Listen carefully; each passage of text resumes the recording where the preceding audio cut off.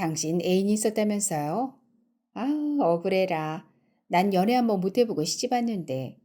이럴 줄 알았으면 동네 총각이라도 붙잡고 연애나 할걸. 그래요? 그럼 이의도로 그쪽으로 가서 살라고 할까요? 당신 남편 좀 바꿔주세요. 아무래도 그건 당신 남편하고 상의를 해야겠군요. 안녕하세요. 클라우디아입니다. 오늘은 이혜경 작가의 작품 길 위의 집 준비했습니다. 제목에서 말하는 집의 의미는 물리적인 집이 아니라 마음에 머무를 수 있는 공간을 말하는데요. 작가는 소설을 통해 우리에게 사람이 기댈 수 있는 정서적 안식처, 관계, 소속감이 무엇인지 질문합니다. 우리는 어디에 속해 있는가? 내가 돌아갈 곳은 어디인가? 그럼 지금부터 작품 속으로 함께 들어가시죠. 길 위의 집, 이혜경. 택시 안의 전자시계는 5분 전 1시를 가리키고 있다. 내일자 조간의 광고 마감 시각은 1시였다. 중앙선에 붙어서 달려가던 운전사는 저만큼 앞쪽 사거리의 신호가 끊어진 틈을 타서 차를 획 돌려 텅 비어있는 반대편 차선으로 들어섰다. 신호가 바뀌기 직전에 사거리를 통과해 맞은편에서 달려오던 차들이 저거 미친놈 아니야? 입까지 벌리고 황급히 비켜갔다. 그러거나 말거나 운전사는 이리저리 피해서 신문사 앞에다 차를 세우더니 씩 웃었다. 고맙습니다. 그런데 고마운 마음 반 염려 반으로 말끝을 흐렸을 때 한때 신문사 차를 몰았다는 운전사는 여유만만하게 웃었다. 괜찮아요. 신문사로 들어가는 거 봤으니까요. 뭐 급한 기사 때문인 줄 알겠죠. 늦기 전에 들어가 봐요. 고맙습니다. 걱정이 어린 운전사의 눈길에서 어려울 텐데 라는 속마음이 읽혔다. 그나마 날이 갠 것만도 다행이었다. 어제 오후 내내 주변을 돌아다니다 왔다는 은용은 그 큰 눈이 더 커져 퀭했다. 어스름이 깔리고 이상한 습기가 느껴져 인기가 연 창문에서 빛발이 가늘게 드는 걸 보더니 은용은 올케를 도와 밥솥에서 밥을 푸다가 끝내 주걱을 떨어뜨려 버렸다. 하얀 밥풀이 묻은 주걱이 싱크대의 가장자리를 치며 갈색 싱크대에 몇 돌 묻히고 바닥에 떨어졌다. 은용은 입을 틀어막고 싱크대 앞에 주저앉았다. 잘 참았잖아. 지금 누나가 이러면 아버지는 어떡해.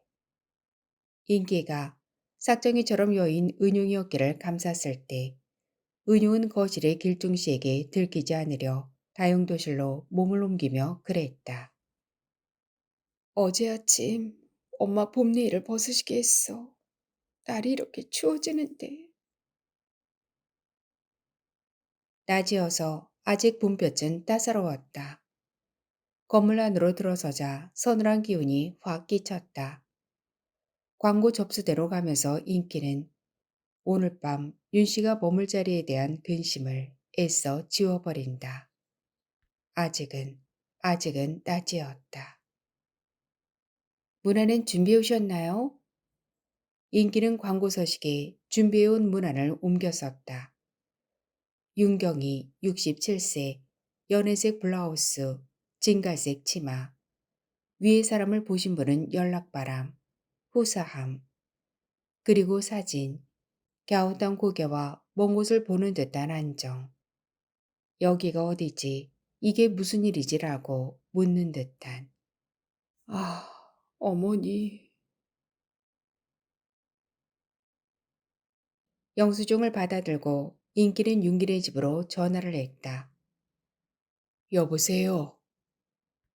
효기다. 조심스러운 기대가 누출되는 목소리. 저 인기인데요. 연락 없었죠? 그래. 어디냐? 신문사예요. 조각 광고 넣었어요. 을지로에 들러 전단 찾아가지고 갈게요. 그래, 알았다. 식구들 다 있어요? 다들 찾아본다고 나갔다. 연락 오면 들어와 있으라고 하세요. 전단부터 붙여야죠. 택시 안에서 인기는 전단을 어디에 붙여야 할지 생각해 본다. 일파리 신고센터엔 사진이 필요 없다고 했고, 파출소 앞의 벽보판, 윤기영네 아파트 근처의 벽이나 전신주, 하룻밤새 멀리 가셨을 수도 있지만 우선 아파트를 중심으로 사람들이 많이 모이는 곳, 교회, 학원, 쇼핑센터. 그런데 이 전단을 다 쓰기 전에 어머니를 찾을 수 있을까? 전단을 몇 장이나 만들 것인가 이야기가 나왔을 때 정기는 어떻게 될지 모르니까 되도록 많이 만들자고 했고, 효기는 우선 돌릴 만큼만 찍고 필요하면 나중에 더 찍자고 했다. 은용이 가장 적은 숫자를 제시한 것은 뜻밖이었다. 그건 그만큼의 전단만 소용에 닿고 그 전에 어머니를 찾았으면 하는 기도일 것이다. 윤 씨의 가출 소식을 인기는 농장에서 들었다. 일과 유의가 하나 되는 노동, 자연을 훼손하지 않는 경작, 공동생산 공동분배를 기치로 한 농장을 소개해준 이는 상윤의 집에서 만난 화가였다. 한동안 그런 생각을 했어요. 내가 그때 그 충격으로 생명이라도 되었더라면, 그림을 못 그려도 좋으니 그렇게라도 되었더라면 얼마나 좋을까. 그날 눈앞에서 머리가 깨져 피를 흘리는 사람을 보면서 무슨 생각을 했는지 나중에야 깨달았어요. 사람 몸에 저렇게 많은 피가 들어있다니. 인체의 70%가 물이라는 말은 사실이구나. 인기는 무표정하게 말하는 화가를 멍한 눈으로 보았다. 여기서도 광주를 만나는구나. 이영, 아무리 아파도 싸우지 못하는 사람이 있어요. 슬픔을 날아가는 돌로 치환시킬 수 없는 사람들. 그냥 돌아서서 슬퍼하는 사람들. 남들이 다 떠난 자리에 그들은 가장 오래나마 슬퍼하죠. 오직 슬퍼하는 것만이 자기 몫이라는 듯이. 그러면서 한 달 단위로 시간을 보내는 일에 익숙해지고 그 익숙함이 오래 입은 옷처럼 몸에 붙어가고 지금 아니면 영영 못 떠나리라는 의구심이 들어 이곳을 찾았다는 인기의 말에 화가는 농장을 소개했다. 이렇게 사는 사람들도 있어요. 농장의 이곳저곳을 안내해주며 농장의 식구로 들어오기 위해 밟을 절차들을 들려주는 청년에게 인기는 물었다. 여기서 살다 나가는 사람은 없나요? 왜요? 여럿이 모여 사는데 뜻이 한결같을 순 없지요. 우리 이야기는 아니지만 아이스크림 때문에 깨진 공동체도 있다던데요. 자기 아이한테만 사준 아이스크림 한 개 때문에. 양기장, 우사, 아이들의 놀이방을 두루보고 농장 입구에 있는 사무실로 돌아오다가 통통한 몸을 재우치며 달려가던 아이를 보았다. 아이는 인기를 보자 우뚝 섰다. 손에 든 강아지 뿔을 도루루 돌리며 고개를 꼬면서 아이는 인기에게 말했다. 아빠. 그리고 얼굴이 빨개져서 달려나갔다. 쥐불 든 깡통처럼 강아지 뿔을 휘휘 저으며 빨간 운동화에 흙 묻은 밑창이 웃음처럼 인기의 마음에 무늬를 놓았다. 참, 그 얘기를 안 했군요. 아이들에게 어른 남자는 아빠, 어른 여자는 엄마지요. 나 동안 부모와 떨어져 지내서 그런가 봐요. 처음엔 제대로 알려줘야 하지 않을까 했는데 잘하면 저절로 구분하게 되려니 싶어서 굳이 바꿔주지 않았어요. 내 아이가 아니라 우리 아이라는 의미도 있고, 내 아이라는 소유의식 때문에 많은 문제들이 생겨나잖아요. 소유하려 하니까 한쪽에선 소유당하지 않으려 하고, 그러니 부모 자식 간의 싸움이 벌어지고. 그건 그렇고, 장가도 가기 전에 아빠 소리를 들어서 어떡하죠? 어제 인기는 제법 친해진 아이와 밭두둑에 앉아 있다가 하얀 낫다를 보았다. 봐, 저게 낫다리 나왔네. 달님이 네가 보고 싶어서 해님이 물러갈 때까지 기다릴 수 없었나 봐. 저기 보이지? 이쪽은 해님, 저쪽은 달님. 인기는 손을 들어 가리켰다. 아이가 눈을 가느스름하게 뜨고 낫다를 바라보았다. 초승달이었다. 그리고 고개를 갸웃하고 해를 바라보았다. 정말 달님도 해님도 다 있네. 달님도 하얗고 해님도 하얘. 아이는 열심히 달과 해를 바라보았다. 열중한 아이의 얼굴은 건강한 아이답게 달콤했다. 한참 낫다를 보더니 아이는 고개를 갸웃했다. 근데 아빠, 그럼 지구는 어디 있어요? 지구? 풋. 웃음을 터뜨리려다가 인기는 한 대 맞은 기분이 되었다. 그래, 네가 나를 가르치는구나. 인기가 농장에 들어가겠다고 했을 때 길중 씨는 우선 종교 집단이 아닌가 물었다. 종교란 게 아편과 같아서 아무리 배운 사람이라도 잘못 걸리면 중독이 되는 법이다. 그땐 미국에서 구호물자가 오던 때였다. 나야 하나님도 하나님이지만 거기라도 가면 그래도 기독량으로나마 세상 돌아가는 걸 알게 되지 않을까 싶어서 더 나아갔지. 내일이 주일이라 신도들 앞에 구물자를 풀어놓고 나눠주어야 하는데 목사란 사람이 나와 장로 앞에서 그 구물자를 먼저 펴놓더니 좋은 건 다 자기 식구와 친척 몫으로 빼내더라. 그게 하나님 팔아먹는 창사꾼이지 성직자냐 싶어서 그 다음부턴 교회 안 나갔다.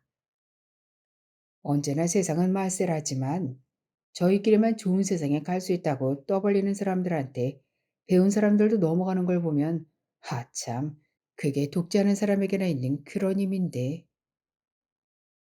카리스마, 그게 원래 은총이란 뜻이었던가. 카리스마를 가진 사람들, 은총을 받은 사람들인데. 종교는 상관없어요. 그냥 혼자서 짓는 농사를 여럿이 힘을 합해 지어서 나누는 거라고 생각하세요. 한 식구 같은데요. 그게 잘 만들면 좋은 데긴 하다만 여러 사람이 모이는 데라서 뜻이 다를 거다. 하물며 한 핏줄 간에도 뜻이 안 맞아 싸우는데 사람 마음이 어디 다 내 마음 같더냐. 내 마음도 조석병개인데. 어쨌든 네 뜻이 그렇다니 가봐라. 거긴 다 혼자 몸인 사람만이 있다든. 아니요, 결혼한 사람들도 있고 그 사람들이 낳은 아이들도 있어요. 그럼 거기서 자만 섹시감이나 하나 골라봐라.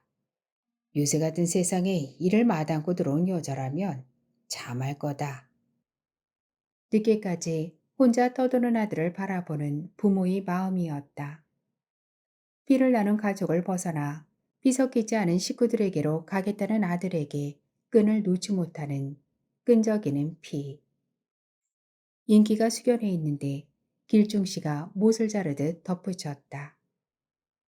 너도 네 자유대로 살고 싶어 하는 줄 안다만 세상을 벗어나 자유롭게 살려는 마음이야말로 사람을 자유롭지 못하게 하는 덫인 게야. 네가 이 이치를 언제 깨달을지 모르지만 하여튼 가서 살아봐라. 자유롭고자 하는 열망, 그게 덫인 게야. 인기의 입을 쳐다보며 대답을 기다리는 아이. 인기가 말을 고르는데 누가 다가와 인기 어깨에 손을 얹었다. 서울 형님네 전화해봐요. 어머니가 서울에 오셔서 길을 잃었다는데. 어머니, 인기는 견본으로 받은 전단의 사진을 펼쳐본다. 사람 찾음, 윤경이, 여 67세, 연회색 블라우스, 증갈색 치마를 입고 흰색 단화를 신었음. 위의 사람은 91년 5월 20일에 봉천동에서 행방불명되었음. 코 위에 붉은 점이 있고 정신이 조금 흐림. 연락 주시는 분 후사하겠음. 연락처 갸웃한 고개, 먼 곳을 보는 듯한 눈으로 윤 씨가 인기를 보고 있다.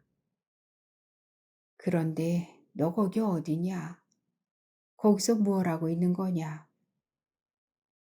제대한 뒤 인기가 떠돌 때 어떤 일을 한다고 말할 수 없어 그저 회사에 다닌다고만 말하고 지내던 때 인기의 전화를 받으면 통화가 끝날 무렵 윤 씨는 그렇게 묻곤 했다. 아, 어머니. 윤길의 아파트에서 차를 내리며 사람을 누르려는 고층의 기세에 눌리며 인기는 윤 씨가 잠겨있을 두려움에 한 조각을 맛본다. 낯선 도시, 낯설미 온통 공포로 다가올 도시. 배고프지? 어서 점심 먹자. 전날 나누어주고 붙이려면 밥부터 먹어둬야 해. 비닐끈으로 묶은 전단을 풀어 길중 씨에게 한 장, 효기에게 한 장, 이렇게 건네며 정기가 말했다.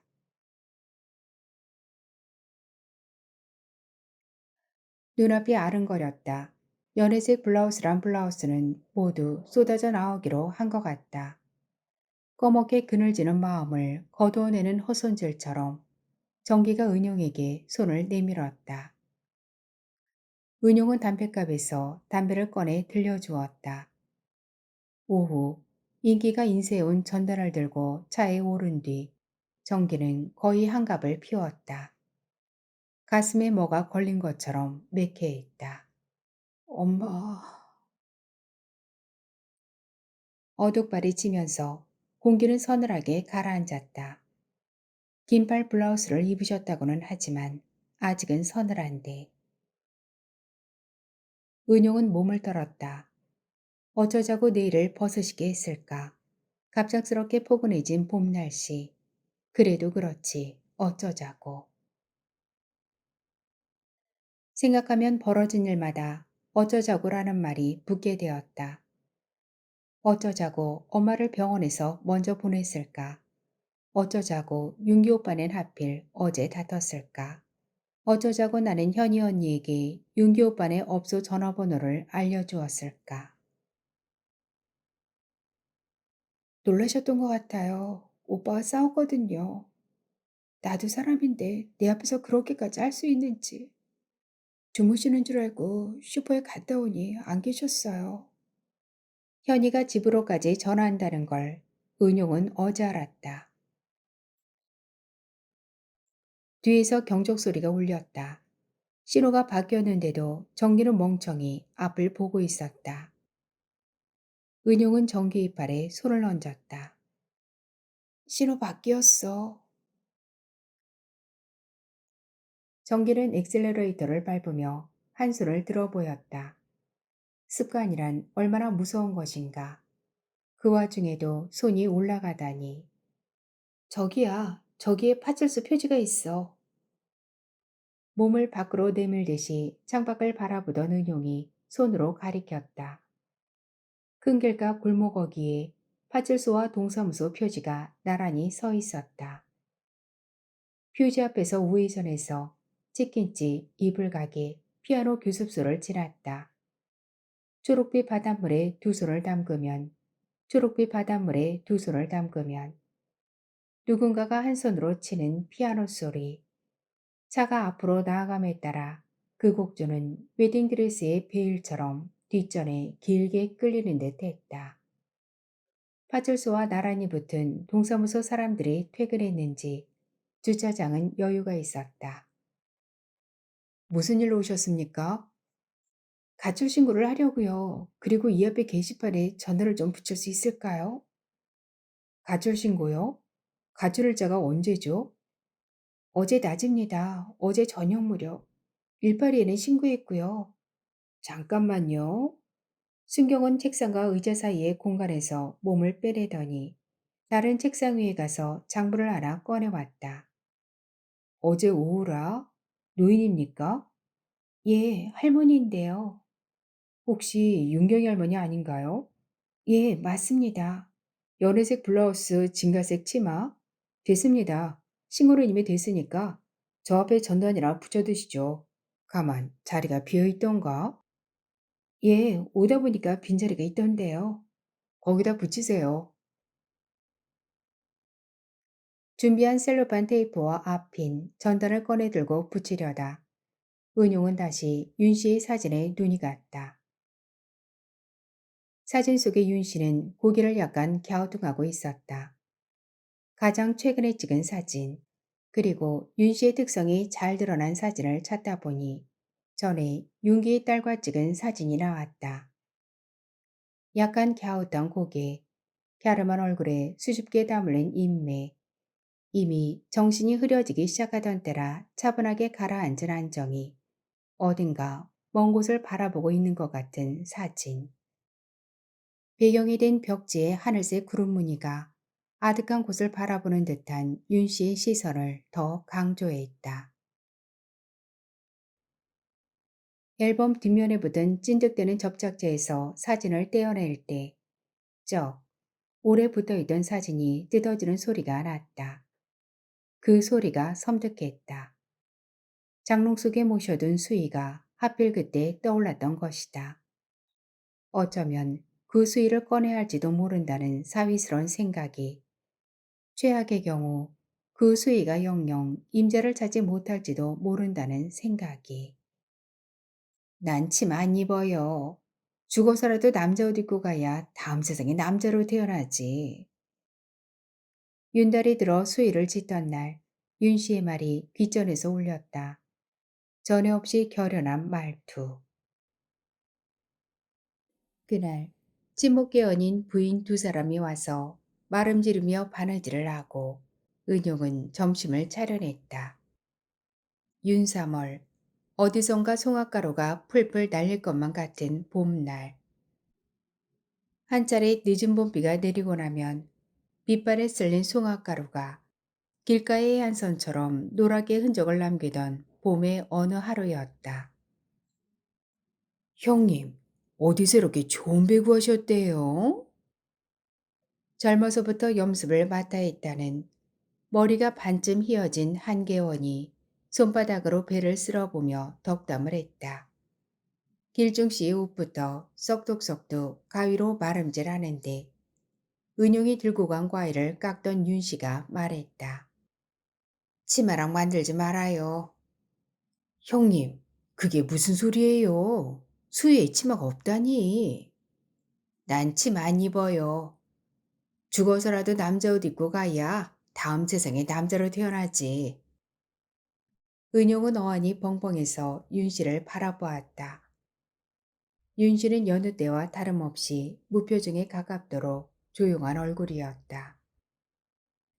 어머니가 여자로 태어난 걸 한탄한다는 소리를 들어본 적이 있었던가? 아니었다. 윤 씨는 오히려 전통적인 부덕을 은용에게 가르쳐 왔다. 찬밥은 아무리 찰기가 없어도 버리지 못하고 쪄서 먹고, 여름엔 맨발로 못 입게 한다든가, 슬리퍼를 끌고 문 밖을 나서지 못하게 한다든가. 형님, 그 말씀 진정이에요? 그래도 되나? 마름질을 하기 위해 배를 접던 개원이 손을 쉰 채 어쩔 바를 몰라 하며 물었다. 그럼 내가 마음이 없는 말 하려고요. 여전히 조용한 말투였다. 고인 물표면 같은 고요함에 그 한마디를 하기 위해 오늘을 기다려온 듯한 단호함이 어려 있었다. 그럽시다. 산 사람 소원인데 우리 형님 다음 세상에나 사내대장부로 태어나서 원 없이 살아야지. 속바지 속저고리가 각각, 치마 대신 바지가, 원삼 대신 도포가 한 벌 더 만들어졌다. 명목과 악수, 버선, 신, 조발랑, 청금, 지금까지 곱게 바느질된 길종씨와 윤씨의 수위는 보자기에 쌓여 장롱 밑바닥에 곱게 모셔졌다. 바람 좋고 볕 좋은 날, 윤씨는 수위를 꺼내 바람을 쏘였다. 그때마다 윤씨 입가에 보일 듯 말 듯 만족스러운 웃음이 스치는 걸 은용은 알 수 없는 마음으로 바라보곤 했다. 수배자들 명단, 집 나간 아이들을 찾는 전단, 집 나간 아내를 찾는 전단 곁에 은용은 전단을 테이프로 붙였다. 그리고도 미심쩍어 앞핀을 꾹 눌러박았다. 전단이 붙어 있고 없고가 윤씨 앞날을 좌우하기라도 하는 듯. 벌써 일 당하지 않았나 모르겠다. 낮 소파에 앉아 고개를 푹 수그리고 있던 길종 씨는 은용에게 탄식하듯 말했다. 오죽하면 저러시랴 싶으면서도 은용은 그 말이 듣기 싫었다. 그렇잖아도 한동안 떠돌던 흉흉한 소문이 머릿속에서 끈질기게 살아나던 참이었다. 예, 요즘 우리 유치원 애들 난리도 아니야. 빨간 모자를 쓴 사람이 잡아다 간을 빼낸다고. 그런데 그게 구미호래. 참, 갈머리에서 어떤 국민학생이 구미호에게 당했대. 애들이 하도 겁내니까 나까지 무섭더라. 미주가 진저리를 치며 전화로 들려준 이야기. 노인을 잡아다가 기름을 짜서 웅둥이에게 판다는 허무맹랑한 이야기까지. 그런 이야기들이 떠오르는 판인데. 파출소에서 나온 정기는 차에 오르자마자 교통지도를 펼쳤다. 둘 다 서울 지리에 익숙지 않았다. 하염없이 열려있는 길. 그러나 이 길로 누가 지났는지 말해주지 않는 길은 고집스럽게 닫혀 있었다. 요행을 바라며 그저 길을 누비는 것 뿐이다. 오늘 밤은 또 어디서 보내실까? 사회면이 사건 기사가 간단없이 떠올랐다 쓰러졌다. 가자. 가자니 어디로? 은용이 눈으로 묻자 정기는 펼친 지도책을 건넸다. 이 페이지 접히지 않게 갖고 있어. 어디 가려고? 부녀보호소. 대방동에 있다는데 서울 시내 길거리에서 발견된 여자들은 다 거기로 수용된대. 아까 그 순경이 연락해봤는데 관악 경찰서에서 보내진 할머니가 있대. 이름은 안 밝히셨다는데 한번 가보는 거야. 서울시립부녀보호소, 아동상담소, 간판은 양문간에 하나씩 달려 있었다. 수의실로 다가가자 찾으러 온 사람이 학생인지 아닌지를 묻더니 수의는 옆건물의 하늘색 철문을 가리켰다. 그 안이 어떤지 도저히 어림할 수 없게 큰 철문이었다.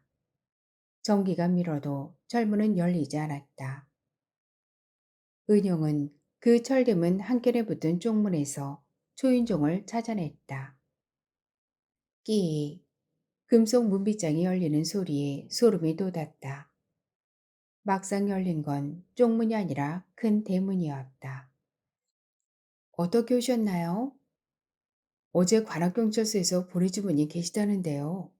저희가 찾는 분 같아서. 저 건물 왼쪽에 상담실이 있어요. 거기로 들어가세요.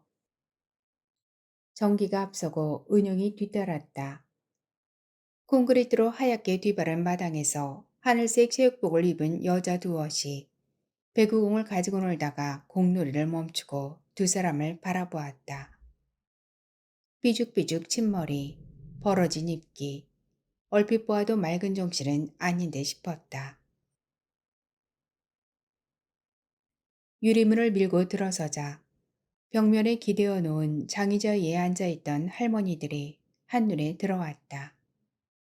약속이나 한 듯이 하얗게 바랜 머리, 냇가의 돌에 나란히 앉은 하얀 새 같은 머리들, 새처럼 연약해 보이는 할머니들. 어머니 이름이 어떻게 되죠? 윤경입니다. 다른 사람이네요. 어제 온 할머니는 이름이 달라요. 다리의 힘이 탁 풀렸다. 은용의 어깨가 처지며 인매가 풀어졌다. 그냥 물러서기엔 미련이 남아 은용은 마른 입술을 혀로 축이고 말했다. 이름을 착각하실 수도 있잖아요. 정신이 맑지 못하시거든요. 이렇게 생기신 분인데. 은용이 내민 사진을 보더니 여자는 고개를 저었다.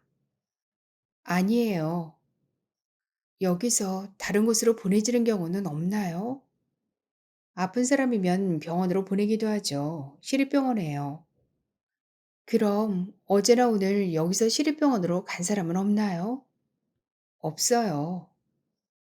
아니었구나. 전기가 돌아서려 하는데 은용이 다가들었다. 혹시 모르니까 여기 있는 할머니들 사이에서 저희가 찾아보면 안 될까요? 제가 사진 보았는데요, 뭘. 여기 오자마자 저희가 사진 찍고 인상착에 기록해두니까 틀림없어요. 그리고 지금은 할머니들이 여기저기 흩어져 있어서 볼 수도 없고요. 정 궁금하면 내일 아침 9시에 다시 오세요. 그땐 점호 시간이니까. 점호 시간. 그 말이 은용이 가슴에 새삼스럽게 얹혔다. 여기는 집이 아니었구나. 어머니는 집을 벗어났구나. 여기 이거 두고 갈게요. 나중에라도 이런 분 오시면 연락 좀 주시겠어요? 은용은 여자의 책상 위에 전단을 한 장 내려놓았다. 여자는 말없이 고개를 끄덕였다. 정기의 뒤를 따라 현관을 나서며 은용은 눈을 홉떴다. 막연하게 헤맬 때보다 훨씬 큰 기대를 걸었었나. 어떡하지? 내일 한번 더 와보자. 우선 집에 전화부터 해봐라. 은용은 정문 바로 옆 공중전화 부스로 들어갔다. 내일, 그리고 또 내일엔 이 전화기를 통해 얼마나 많은 기쁨과 절망이 오고 갔을까. 여보세요? 효기의 목소리를 듣는 순간 은용은 소식이 없었다는 걸 알았다. 효기 또한 마찬가지였으리라. 윤기는 어디를 돌아다니는지 소식 없고 인기는 전단 들고 나가서 아직 안 돌아오고 있다. 은용이 수화기를 내려놓고 돌아서려는데 낯익은 자가 골목으로 들어섰다. 윤기였다. 지리에 어두운 전기를 뒤따르게 하고 윤기는 앞서서 차를 몰았다. 애들이 가봤다니 들어가 볼 것도 없었다. 그래도 혹시나 하는 기대를 안고 달려왔는데 그래봤자 소용없다는 걸 알면서도 자책의 책찍이 등짝을 후려갈기는 것만 같았다. 어제 조금만 참았더라도 그럴 마음은 없었다. 아내를 때린 건 아니었다. 어머니가 잘못하신 거다. 하지만 그게 무슨 소용이란 말인가. 어머니를 찾지 못하는 한. 다시 만난 뒤 현이는 작년에도 재작년에도 한 차례씩 다녀갔다. 어쩌겠다는 작정은 없었다. 젊은 날 불가던 열정은 아이를 가운데 두고 아내와 헤어지기엔 너무 사갔다. 현이 또한 마찬가지였다. 아이를 키워보면서 용기는 아이를 두고도 이혼할 수밖에 없었던 사람들은 어떤 사람들일까? 어떤 지옥에서 살았기에 그럴 수 있었을까 싶었다. 아이에게 쏠리는 마음은 늘 첫정 같았다. 하지만 현이 또한 첫정이었다. 그쪽으로 쏠린 마음자락을 완전히 거두어 들을 수는 없었다. 현이도 마찬가지였다. 이봐요. 내가 어떻게 했으면 좋겠어요? 내가 이 집 비우고 나갈까요? 당신이 와서 우리 아이들 키워줄래요? 그렇다면 내가 나가죠. 어제 윤기의 전화를 가로챈 아내는 목소리 하나 안 떨고 그렇게 말했다. 천재날이만큼 감정을 자제할 줄 모르던 여자가 무섭도록 침착한 건 그만큼 노여움이 지덕이 때문이리라.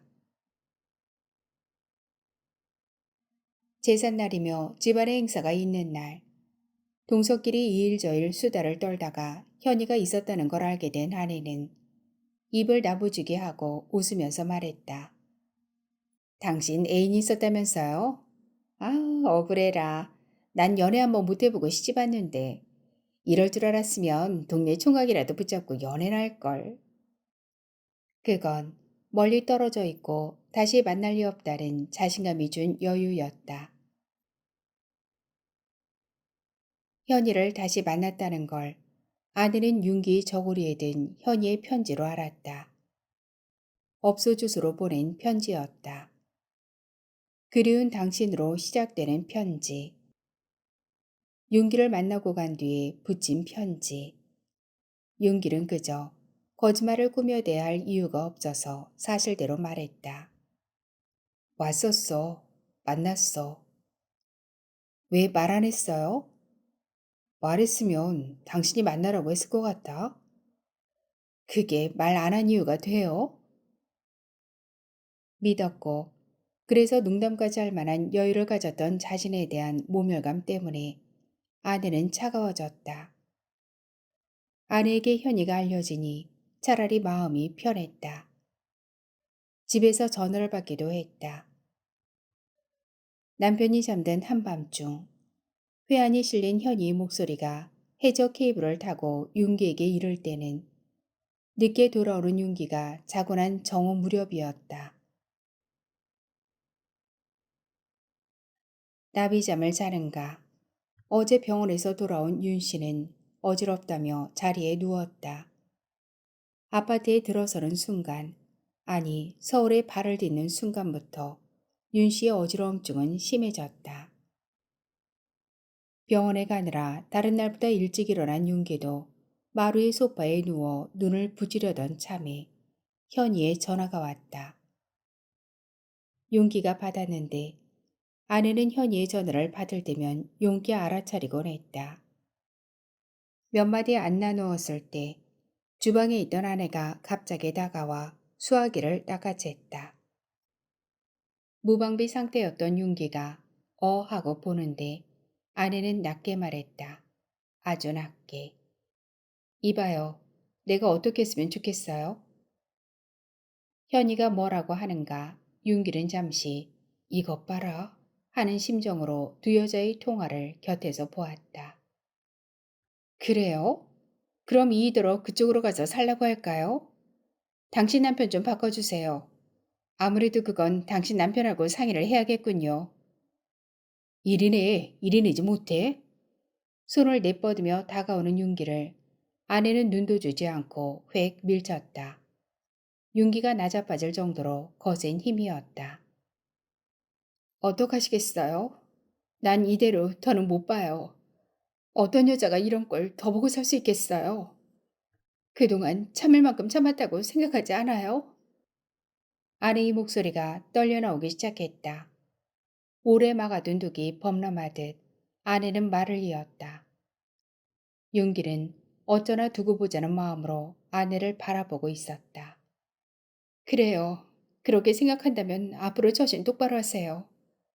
나 아이한테도 미련 없고 이 사람한테도 미련 없어요. 당신이 아이 낳는다면 나 깨끗이 포기하고 나갈 수 있어요. 그게 아니라면 제발 이러지 좀 마세요. 아내는 수화기를 전화기가 아니라 탁자 위에 얹어놓고 윤기를 보지 않고 주방으로 갔다. 윤기는 천천히 수화기를 들었다. 여보세요? 울먹였는가. 조금 사이를 두고 현이의 젖은 목소리가 들려왔다. 네. 내가 다음에 전화할게. 끊자. 네. 윤기는 수화기를 놓았다. 아내의 분노는 얼마나 정당한가. 윤기의 이성이 그렇게 말했다. 그런데도 마음은 자정 넘은 시각에 울고 있을 현이의 눈물에 더 쏠렸다. 자상하고 착하다던 남편이 잠든 시각이었을 텐데. 윤기는 멍하니 거실 밖에 눈을 주었다. 앞동 건물이 탁 눈길을 가로막았다. 어쩌다 여기까지 왔을까? 어떻게 해야 여기서 벗어날 수 있을까? 나 물 좀 줘. 아무 일도 없었던 것처럼 그렇게 나가기로 작정한 윤기. 안쓰러운 반, 그래도 그렇지. 이런 기분 반이었을 것이다. 아내는 주방에서 움직이지 않았다. 물 안 줄 거야? 아내는 까딱도 안 했다. 그래, 계속 그렇게 네 맘대로 나가봐라. 빈정거리며 윤기는 냉장고로 가서 물을 꺼냈다. 아내가 씻고 있던 그릇을 바닥으로 내던진 건 그때였다. 쨍. 그릇이 부서지고 아내는 외쳤다. 당신은 날 사람이라고 생각이나 해요? 날 사람으로만 생각해도 이렇게까지 못할 거예요. 아내의 얼굴이 펑 젖은 채 표독스러웠다. 아내의 얼굴에서 도끼가 번질거렸다. 이게 무슨 소리냐? 그새 잠에서 깼는지 윤 씨가 방에서 나왔다. 그러다가 며느리 젖은 얼굴과 깨진 그릇을 보았다. 아무것도 아니에요. 어머니 들어가세요. 윤기는 깨진 그릇 쪽으로 다가서는 윤 씨 어깨를 싸안고 방으로 밀었다. 윤 씨는 지직거리며 고집센 염소처럼 발로 버팅기며 돌아섰다. 아무 일도 아닌데 세진이 애미가 왜 울고 있냐? 별일 아니에요. 윤기의 팔을 빠져나온 윤 씨는 고개를 돌리고 서 있는 며느리 앞으로 가서 고개를 갸웃하며 어리둥절한 표정으로 물었다. 너 무슨 일이냐? 왜 우는 거냐? 아니에요, 어머니. 들어가세요. 아니다. 제가 또 때렸구나. 세진입이 저 녀석이 널 또 때렸지? 윤 씨는 난데없이 매서운 눈으로 윤기를 노려보았다. 겁먹고 한편으론 가증스럽다는 눈길이었다. 위태롭다. 아니에요, 어머니. 누가 때렸다고 그래요? 네, 이 녀석. 갑자기 윤 씨가 달려들더니 윤기의 가슴팍을 잡고 매달렸다. 네, 이 녀석. 네가 누굴 때려? 집 근처에서 윤기는 차를 세웠다. 멀어졌다 가까워졌다 하면서 따라오던 정기의 차도 멈췄다. 차에서 내리자는 채 손짓으로 먼저 들어가라고 하자 정기가 알아듣고 비켜갔다. 어딜 가야 하나?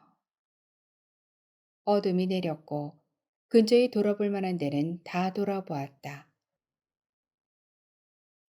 천천히 차를 몰고 소방도로를 벗어나는 윤기. 윤씨만한 몸피를 가진 사람들이 골목마다 아기작거렸다. 얼굴을 확인할 때마다 뼈아픈 실망이 단근질했다. 어머니, 제대로 된 거짓말 한번 할 줄 모르던 어머니. 피할 수 없는 술자리에서 남편을 불러내기 위해 늘 똑같은 거짓말을 들려보내던 어머니. 한밤중의 시장은 음산하다. 그 밤길 끝, 환하게 대문간에 불을 밝힌 술집이 있다. 겉으로 보아서는 여느 가정집과 다를 바가 없다. 삐끗, 윤기는 그 안으로 들어간다. 디귿자로 이어진 방. 그 가운데 한두 곳에 불이 켜져 있고 질당한 웃음소리가 장지문을 흔들고 밀려나온다. 마당 한가운데는 화단이다. 옥자마가 달맞이 꽃이 피어 있다. 그 곁에 서서 윤기는 누군가가 나오기를 기다린다. 옥잠화, 하얀 서름 같은 물살에 떠내려가고 있다. 영 열리지 않을 것 같던 장지문은 언젠가는 열리고야 만다. 토하거나 쉬를 하러 누군가가 나온다. 대개 한복 차림의 여자다. 대돌에 내려서며 머리를 흔들어 쥐기를 덜던 여자가 윤기를 보고 흠칫 놀란다. 거기 누구예요? 저기 안에 우리 아버지가 계신데요. 예산에서 손님이 오셨다고 좀 전해주세요. 네 아버지? 아버지가 누구신데? 말하는 여자의 입김에는 술 냄새가, 한복자락에서는 은은한 향 냄새가 풍겨나온다. 이자 길자 중자 가신 분인데요. 그래? 아버지 나오시라고 할까? 아니요, 그냥 말씀만 전해주세요. 그래, 그럼 조심해서 가거라. 돌아서 나올 때 윤기의 작은 몸을 휘감아오던 선연한 모욕감.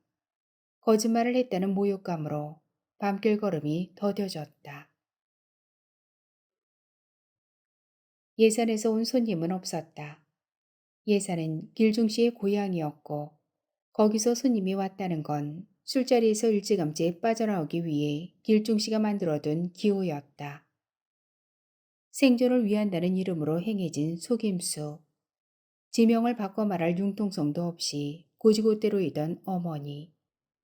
어머니가 들려보낸 아버지가 만들어낸 거짓말. 그게 살아남기 위한 것이었음을 윤기가 이해하게 되었을 땐 이미 늦었다.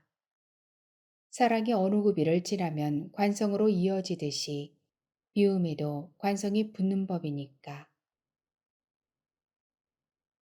윤기는 핸들에 박았던 고개를 번쩍 들었다. 어디로든 가자.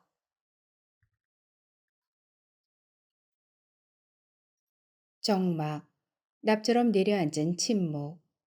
길중씨는 소파에 몸을 우그리고 앉아 손만 만지작거리고 있었다.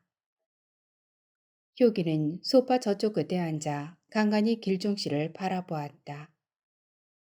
넓은 이마와 반듯하고 뾰족한 콧대, 조금 곱슬한 머리가 불편한 속마음처럼 귀 밑에서 오글거리며 붙어 있다.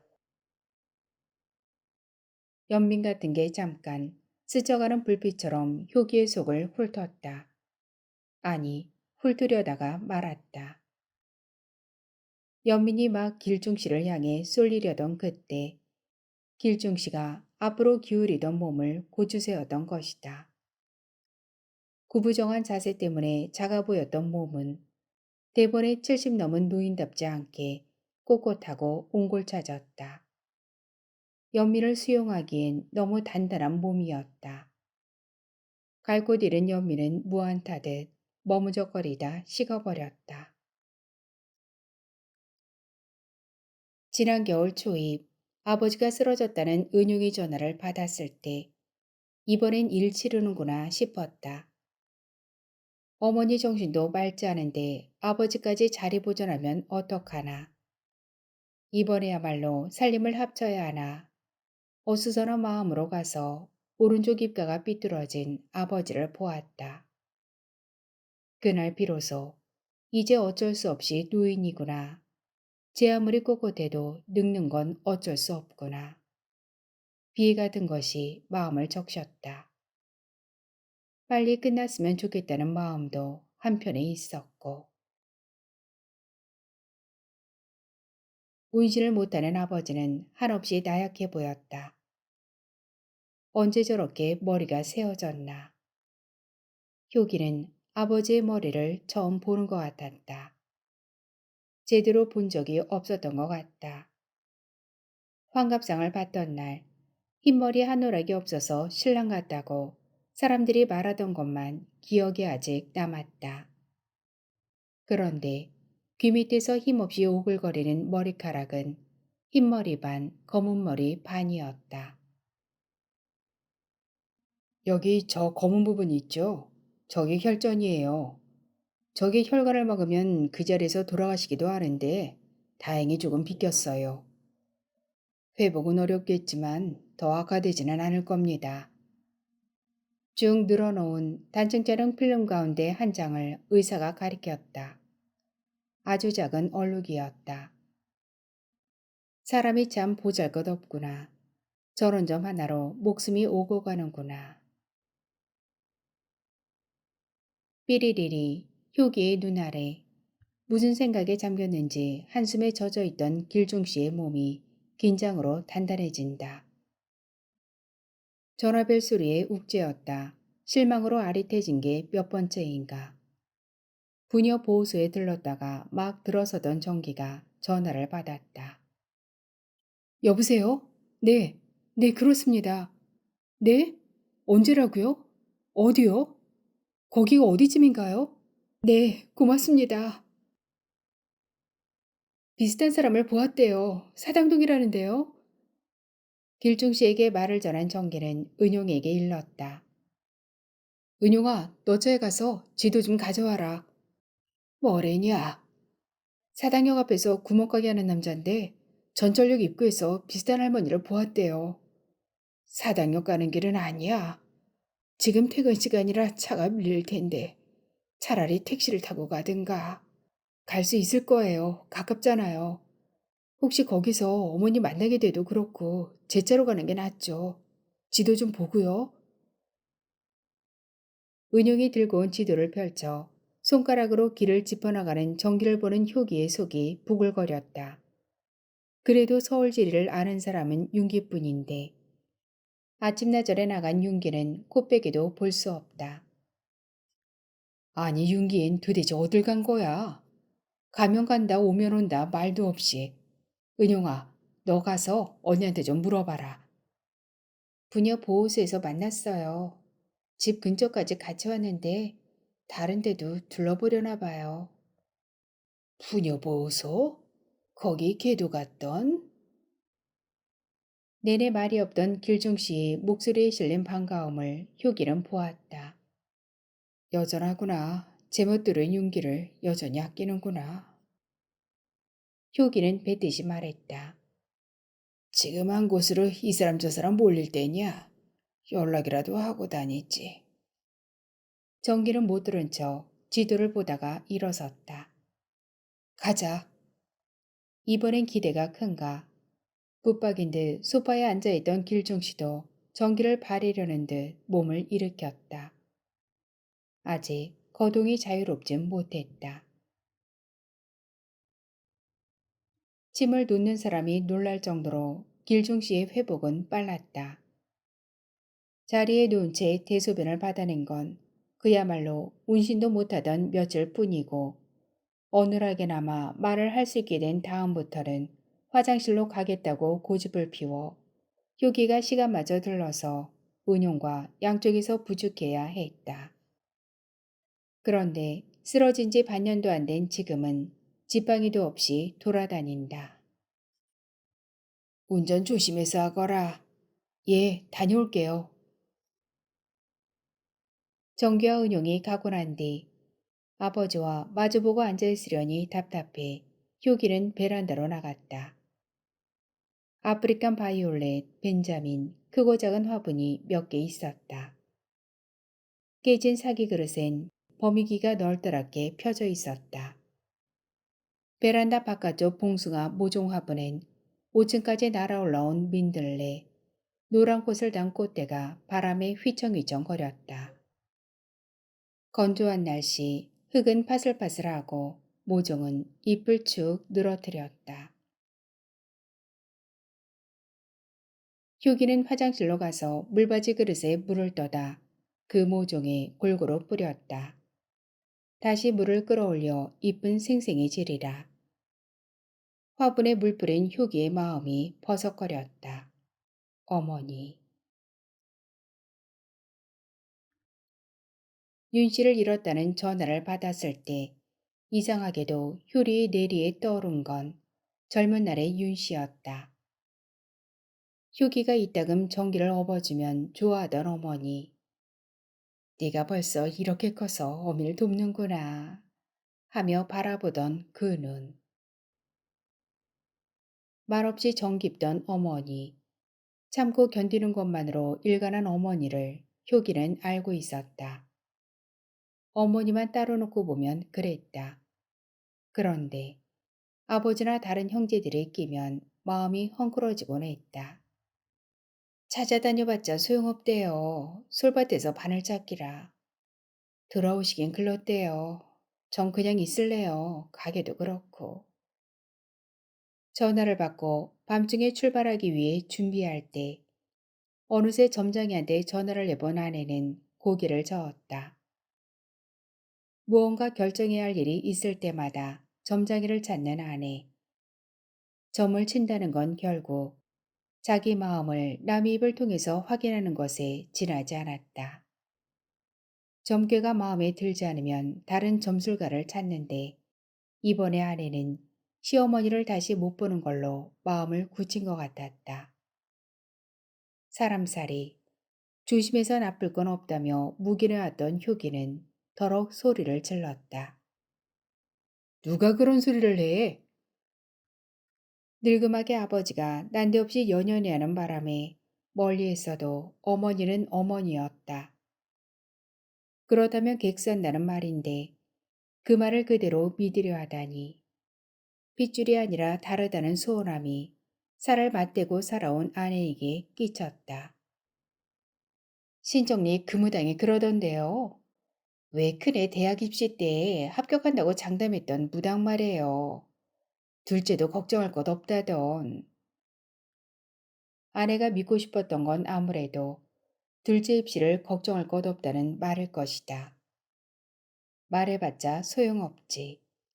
효기는 입을 다물었다.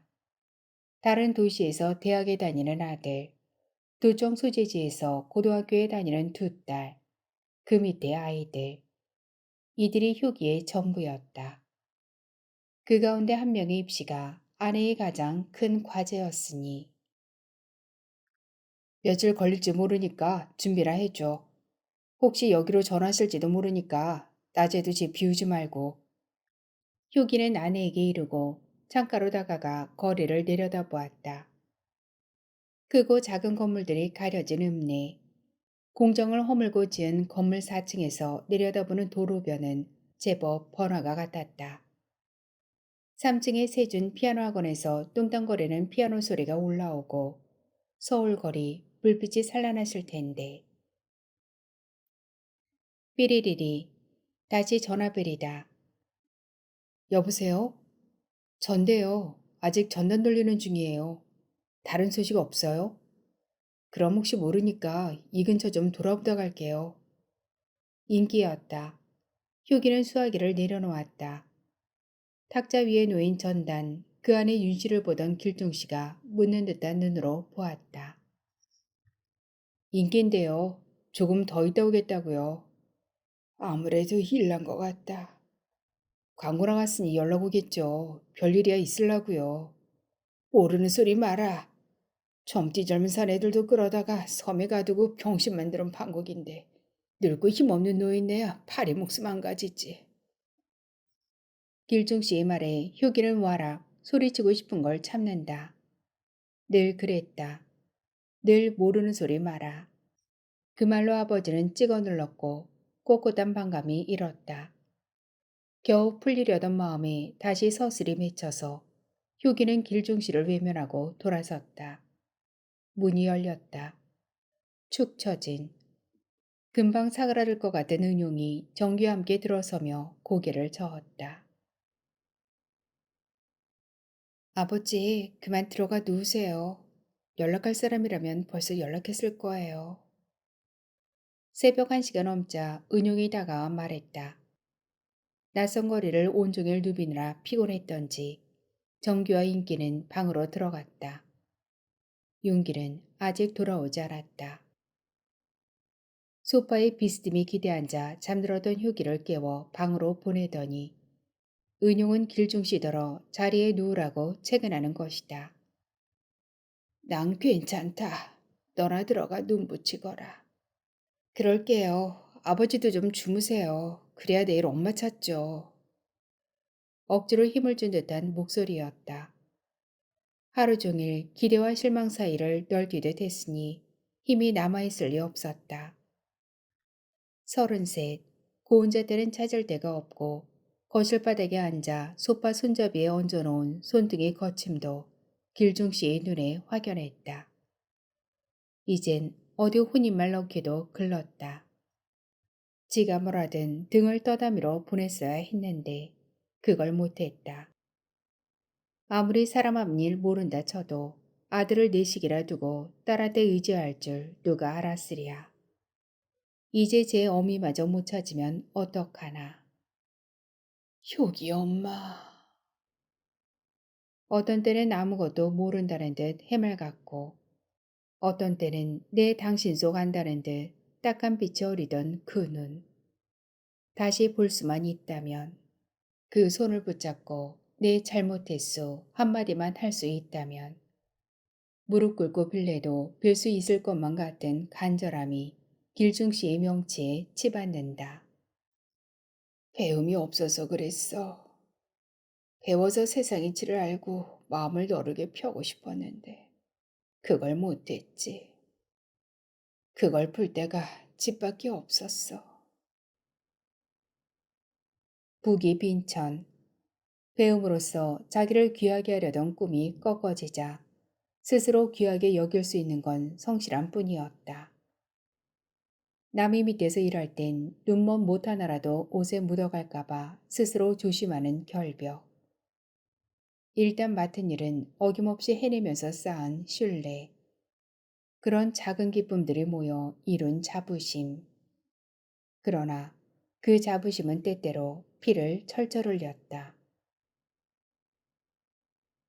이를 위해선 관과 끈이 닿아야 했고 그들과의 모임은 늘 부담스러웠다. 군수, 읍장, 경찰서장, 그리고 무슨 위원회 원장들. 그들 사이에 끼어 무지 때문에 실수할까봐 한두 마디로 말을 맺으면서 길중씨는 쓸개집이 일시에 솟구치는 듯한 비애를 느꼈다. 사내로 태어나서 뜻을 펴지 못하는구나. 무식은 화인처럼 씻기지 않았다. 입을 다물고 술잔을 기울이는 동안 마음은 끝없이 허허로웠다. 거기서 일찍 벗어나오기 위해 집에 일러두었던 거짓말을 쫓아 술자리를 뜨면서 느낀 비애. 그 비애는 자기가 굶줄 수 있는 집에서 엉뚱한 노여움으로 터져나오기 일쑤였다. 날고 싶은데 기어야 하는 서러움. 날 기회를 놓친 이의 자기 모멸 같은 것. 목도장을 재로 만들어버리던 인걸불 같은 것이. 17살 무렵 이따금 일하러 다니던 집에 미국인 선교사가 미국으로 데려가겠다고 했을 때 길중씨는 떠나기로 작정했다. 양코백이면 어떠랴. 배워서 돌아오면 된다는 각오였다. 처음엔 말하지 않고 떠날 심산이었다. 발목 붙들릴 게 뻔했다. 부모님 도장을 받아오라는 바람에 고민하다가 아버지 이름으로 도장을 봐서 공장에 숨겼다. 그만큼 독한 각오였다. 내일이면 도장을 가져다 주리라 결심한 날. 거의 떠난 거나 다름없다는 마음에서 방심했었나. 아버지, 저 미국 사람이 공부시켜준다고 하는데요. 밥상머리에서 슬쩍 운을 띄운 걸 보면. 양놈이? 그놈들이 왜 공연히 남의 집 자식을 데려간다든? 그놈들이 우리나라 사람 다 예수쟁이 만들려고 그러는 게로구나. 뭔 말도 말 같아야지. 구렁이 담 넘어가듯 넘어가려는 아버지. 늘 그렇게 어려운 일을 회피해온 아버지.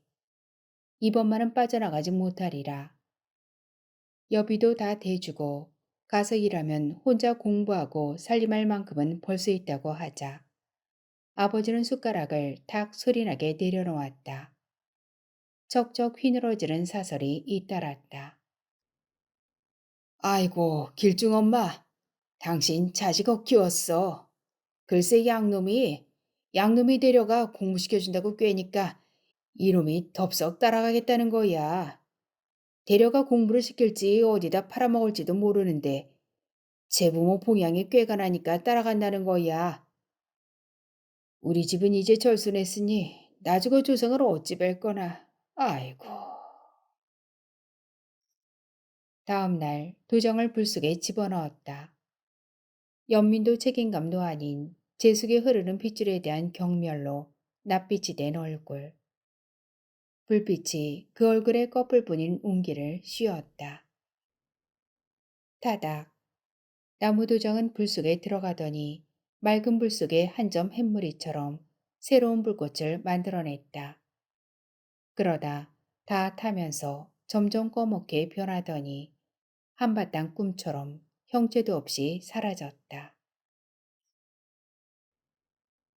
품 안에 든 자식이 언제든지 날아갈 수 있다는 걸 안 부모는 서둘러 혼인을 시켰다. 발목 붙들기 위한 수단으로서의 결혼. 아내가 첩실의 딸이라는 걸 알게 된 순간 길중 씨는 다시 한번 덜미를 잡히는 기분이었다. 첫 단추부터 잘못 꿰인다는 느낌. 인생에 또 하나 흠결이 생겼다는 마음 같은 것. 시절이 그랬는걸, 시절이.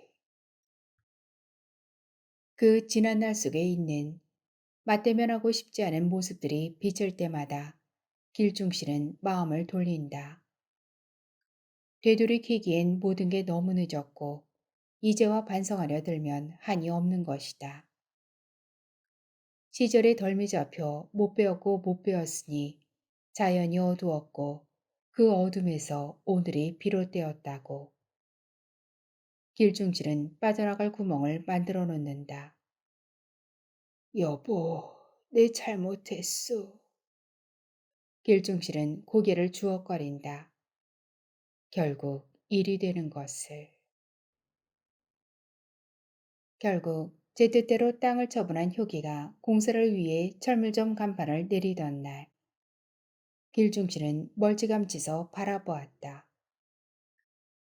인부 두 사람이 지붕 위에 올라가 그새 아크릴로 바뀐 간판을 떼어 아래쪽 사람들과 힘을 합쳐 내렸다. 한 시절은 간 것이다. 지목이 택지로 변경되어 값이 번쩍 오른 산. 그 산을 팔아 윤기가 술집을 차렸다는 걸 들었을 땐 윤기에게 서운한 마음이 앞섰다. 돈이 있으면 강아지도 멍첨질하지만 그렇게까지 해서 돈을 벌어야 하겠냐고. 네가 끝까지 엇나가고 싶은 거냐고.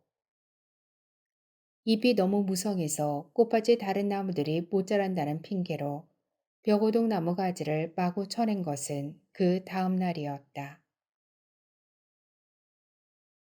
띵동, 띵동 띵동 띵동. 한밤중 무례하다 못해 방자한 벨소리. 은용이 달려가 문을 열고 윤기 안에도 나왔다. 술걸레가 된 윤기다. 취한다. 어머니 안 오셨냐? 예, 웬 술을 이렇게 마셨어요. 술, 그래 마셨다. 어머니가 어디서 죽었는지 살았는지 모르는데 내가 이때 술 안 마시면 어디서 마시겠냐? 현관문을 들어서는 윤기의 눈이 빙글빙글 돈다. 그 눈이 길중씨를 보더니 딱 멈춘다. 한쪽 입기가 올라간다. 어이구, 아버지도 오셨어요. 그런데 어쩐데요? 어머니가 온데간데 없어졌으니 이제 심심해서 어쩌시나? 오빠. 은용이 윤기의 팔을 꽉 잡고 윤기는 은용을 돌아다 보았다. 그래, 너도 왔구나. 어쩌냐, 은용아. 엄마가 없어졌단다. 어머니 그렇게 고생만 하시더니. 됐어, 들어가자. 은용이 윤기의 말끝을 쳐냈다. 은용답지 않게 단호한 말투였다. 윤기는 그런 은용을 보고 피식 웃었다. 봐준다. 그런 얼굴이었다. 세진 아빠, 지금이 어느 때라고 이러고 다녀. 빨리 들어가요. 들어가? 그럼 들어가야지. 여기가 내 집 맞지? 그런데 다른 사람들은 다 어디 갔냐? 잔다고? 지금이 어느 때라고 발 뻗고 들자. 다 나오라고 그래. 이가 정말? 아내가 잡아당기자 윤기는 아예 현관에 벌렁 들어놓았다. 누운 채 노래를 부른다. 어머님이 손을 놓고 돌아설 때 부엉새도 울었다오. 나도 울었소. 무슨 일이냐? 효기가 부신 눈으로 나오고 인기도 정기도 눈을 크게 뜨고 나왔다. 학교와 학원에 갔다 와서 곤히 잠들었던 아이까지 따오는 걸 윤기 아래는 다시 방으로 밀어넣었다. 아, 예. 주무시는데 깨워서 미안합니다, 형님. 그런데 말이죠. 지금 시국이니만치 전면적으로 다 같이 반성하자는 겁니다. 예, 반성요. 때린 남편도 반성, 버린 아들도 반성. 이 자식이 누구 앞이라고? 그만 뭣도? 너만 속쓰린 줄 알아? 불끈 앞으로 나서며 효기가 소리쳤다. 후줄근한 남방 셔츠, 입은 채로 자다 나왔는지 앞섭이 풀어져 있었다. 정기가 효기의 팔을 잡았다. 왜요? 치시려고요? 그동안 많이 참았다고 생각하는 거 네 압니다. 치세요. 정기는 효기의 발을 잡고 방 쪽으로 밀고 가려 했다. 밀려가던 효기는 몸을 비틀며 빠져나와 비쩍거리는 윤기의 멱살을 잡았다. 인기는 윤기를, 정기는 효기를 양쪽에서 뜯어말렸다. 왜들 이래? 아버지 계신데. 은용이 애원하듯 낮춰서 하는 말이 소파에 앉은 길중 씨의 귀에까지 들려왔다. 귓전이 잉잉거리는 것만 같았다. 피가 머리끝으로 몰리나 관자놀이가 펄떡펄떡 뛴다. 얼굴이 화와해져서 길중 씨는 아예 베란다 바깥으로 눈을 던졌다. 건너편동 몇몇 집에 불이 켜져 있었다.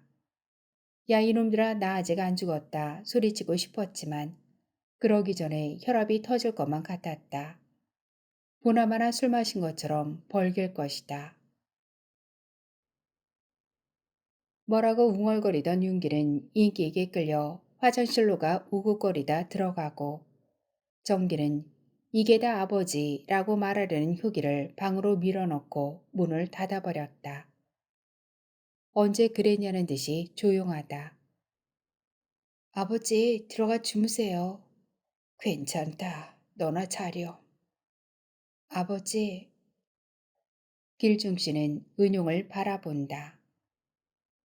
사람이 아픈 게 꼭 나쁜 것만은 아닌가 봐요. 정기 오빠요. 참 많이 변했죠? 정말 정기는 변했다. 효기는 일 안 하고 사는데 윤기가 여자애, 인기가 제 인생의 고삐를 제가 쥐겠다는 조급함에 들려있다면 정기는 물질에 욕심을 부렸다. 제 소용에 닿지 않는 거라도 일단 가질 수 있으면 가져다 집에 쟁여두는 편이었다. 이제에 밝으니 제 사는 건 걱정 없겠다 싶더니 지난해 가슴이 답답하다며 병원에 드나들기 시작했다. 특수 촬영으로도 잡히지 않는다고 했다. 사람이 많은 곳에만 가면 가슴이 터질 것처럼 욱죄어 들고 지하로 내려갈 때면 누가 목을 조르는 것 같다며 가뭄든 눈에 꽃장무처럼 말라갔다. 그러더니 바뀌었다. 길중 씨에게 주는 용돈부터가 후해졌다. 내 마음 편히 사는 게 제일인 것 같아요. 아버지 말씀대로 아이들 가르치고 아프면 고칠 만큼만 있으면 되죠 뭐.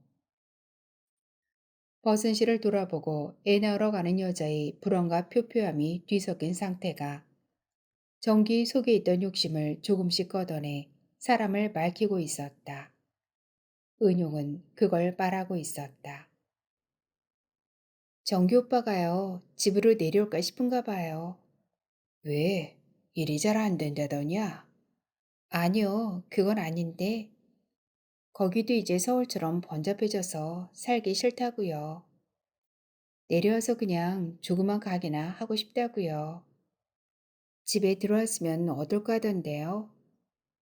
그게 저 혼자 마음으로 되나? 애미가 그러자고 해야지. 언니랑은 얘기가 됐나 봐요. 언니도 거기선 돈 벌어야 병원비 대다 말겠다고. 자기 마음대로 살면 낫지 않겠냐고요. 어차피 집은 걔 주기로 한 거니까 그렇다면 고맙고. 핥히고 눌렸던 마음에 피가 도는 것 같다. 낡아 빠진 집이지만 워낙 뼈대가 튼튼하니 손보고 살면 살만할 것이다. 그나저나 효기 엄마가 돌아와야 할 텐데. 은용이 눈에 졸음이 실렸다. 몇 번인가 고개를 꾸벅거리더니 소파 등받이에 고개를 기대고 눈을 감았다. 고대였는가 손등에 핏줄이 도드라졌다. 밤새 베란다 문을 열어놓아서 식전 공기는 살갗에 아렸다. 은용은 기가 다 빠져나간 사람처럼 잠들어 있다. 설핏 잠들었다 깬 길중씨는 새벽 부지런한 사람들이 켠 건너편 동의 불빛이 점점 힘을 잃는 것을 바라보았다. 이제 글렀구나. 정신없는 노인네가 낯선 곳에서 노숙하기엔 이틀도 충분히 길었다. 이제 어떡하나. 찾지 못한 채 집으로 돌아가게 될지도 모른다. 길중 씨는 고개를 설레설레 저었다. 그럴 수는 없다. 그러나 어쩐단 말인가. 내 몸 문신조차 자유롭지 못한 몸으로 무얼 할 수 있단 말인가. 사람이 이렇게 힘없을 수가 있나. 아주 오래전에 오늘을 미리 보아던 듯한 느낌에 사로잡혀 길중 씨의 온몸은 굳는 듯 했다. 더도 아니고 덜도 아닌 꼭 오늘 이런 모습을. 빈손에 움켜질 무언가를 찾아 헤매느라 한평생 아등바등하다. 무언가를 쥐었다고 생각한 순간부터 다시 손가락 사이로 흘려보내고 마침내 빈손의 막막함에 오그라든 몸으로 빈손을 무연히 내려다보는 한 노인을 조강지처마저 어디서 여유였는지 모르게 잃고 마는 무기력한 늙은이를. 효기 엄마. 콧잔등이 시큰거리려 해 길중씨가 눈을 홉뜨는데 따르르릉 전화벨이 울렸다. 은용이 눈을 반짝 뜨더니 전화기로 손을 뻗쳤다. 여보세요? 네, 네, 언제요? 은용이 목소리엔 울음기가 번졌다. 한 손으로 입을 틀어막은 은용이 눈가가 빨개졌다. 전화벨 소리에 깼는지 방문 열리는 소리가 났다. 이리 내라. 길중씨는 은용이 손에서 수화기를 건네받았다. 네, 틀림없이 찾는 분 같아요. 저랑 말씀도 나누셨는데요. 여기는 여자의 차분한 목소리엔 확신이 서려 있었다.